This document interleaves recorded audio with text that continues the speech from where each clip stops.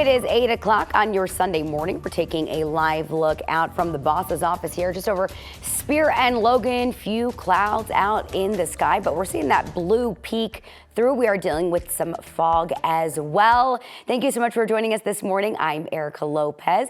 Meteorologist Chris Spears with us this morning to break down your forecast. Chilly right now, but it's warming right back up, my friend. Warming right back up. That is one of the big headlines for the week ahead, Erica.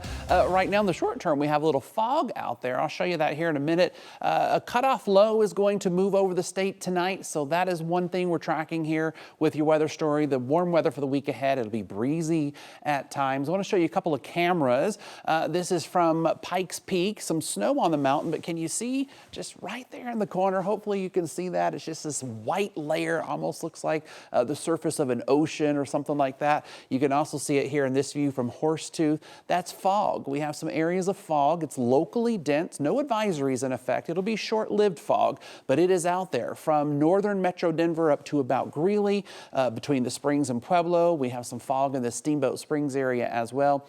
And then in southern Colorado, you still have some rain and snow in the vicinity. So that's the reason for your low clouds. Another view from Lookout Mountain. A low pressure spinning in Arizona. It's been there for about 30 hours now, just kind of stationary, pumping that rain and snow into the southern part of the state. We still have rain and snow in our southwestern mountains as we speak. 40s right now up and down the urban corridor. We're 33 in Estes Park, 43 in Boulder. It's 41 officially at the airport here in Denver. Once the clouds and the fog clear up, on our way to 72 in the city, 50s in the mountains. We'll talk about if we could see a few showers, Erica, as this low pressure scoots by tonight. That's all coming up in the main forecast.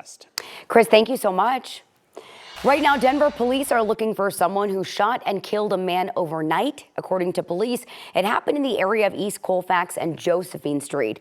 That's where they found a man with a gunshot wound. He was pronounced dead at the scene. If you know anything about this shooting, you are asked to call police. The Aurora Police Department is investigating an officer-involved shooting that happened early this morning. Police say they were called out to South Vaughn Way near 225 around 11:15 last night for reports of an argument between several people who live in the same apartment. The caller told dispatchers a man assaulted a woman, made threats with a handgun, and went back inside the apartment with the victim. Negotiators were able to secure the release of the victim. Then around 1 in the morning, the suspect, an 18-year-old, appeared in the doorway and fired at officers. One officer returned fire, hitting him. He was rushed to the hospital where he died from his injuries. That officer is now placed on administrative leave while the department investigates. Police in Fort Collins say a man was shot when a fight broke out at a party late Friday night. It happened at a home in a neighborhood off of Blue Spruce Drive, just east of North College Avenue. Police say they were called just before 3 in the morning for a man who was shot in a car. They found a man with serious injuries and bullet holes in the vehicle. There was a party at the home when a fight broke out and someone started shooting. Right now, they don't have anyone in custody. They say if you know anything, you're asked to call Fort Collins Police or the Larimer County Crime Stoppers. Deputies in Jefferson County are looking for a man they say robbed a driver before shooting at him. This all happened around 6 o'clock on Friday night. The Jeffco Sheriff's Office says the driver pulled into his parking spot at his apartment off of South Sim Street, just south of Bowles. That's when a man walked up to his car holding a gun and demanded his wallet and phone. That man only handed over his wallet, not his phone. The man with the gun got into his car and the victim chased him down Sims toward Bellevue, where he rear-ended him, and the suspect's car got stuck on a large landscaping rock. The armed man got out of his car and started shooting at the other car before he ran off. The man in the other car was not hurt. Deputies, though, are still looking for that armed man this morning. So if you know anything, you're asked to call the Jeffco Sheriff's Office. This morning, we have an update to last night's power outage in the Foothills, southwest of Boulder. According to United Power, all power has been restored to its customers, but about 5,000 customers were impacted overnight until around 1:30 this morning. The outage came at Xcel's request. Xcel provides the power through a substation in the canyon, which supplies electricity for United Power customers.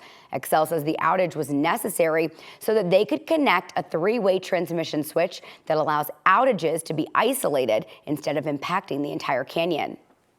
The easy way to say it is that if the work doesn't happen, that in the future there will be an outage of some kind, one that we cannot predict and one that will actually put our members at greater risk. United Power says that they asked Xcel if they could reschedule that outage, but Xcel said that was not possible. Making national headlines this morning, a gangway collapsed into the water at the Marsh Landing dock in Georgia, killing at least 7 people and sending at least 20 into the water. This all happened on Sapelo Island. The Georgia Department of Natural Resources, as well as multiple local, state, and federal agencies, responded to the scene. Responders deployed boats equipped with side scan sonar and helicopters for search and rescue missions. The cause of that incident is currently under investigation. Turning to the November election, Vice President Kamala Harris spent the first part of her weekend on the campaign trail with events in Michigan and Georgia. Harris's events have been star-studded, to say the least. After hosting a rally in Detroit that included music star Lizzo, the vice president traveled to the South to hold another event with a special guest, Usher. The rally in Atlanta comes as nearly 1.3 million Georgians have participated in early voting so far. This is according to the Secretary of State. While addressing supporters, Vice President Harris called out former President Donald Trump. He has no plan for how he would address the needs of the American people. He is only focused on himself. And now he's ducking debates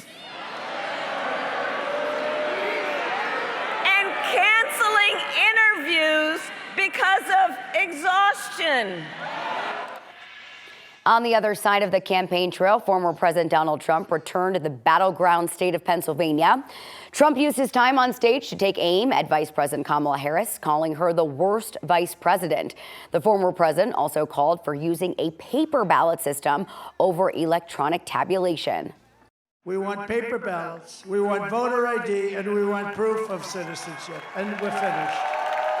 And we'll have quick, fair elections that will cost 8% of the cost of these very beautiful, fancy machines that go up to Mars and around and down and all over the place. During his remarks, Trump also shared that he spoke with Israeli Prime Minister Benjamin Netanyahu after a drone strike targeted the Prime Minister's residence. A reminder, voting in Colorado is underway. Our team is making it easy for you. You can simply text the word VOTE to 303-871-1491, and we'll text you back a link with our full voter guide.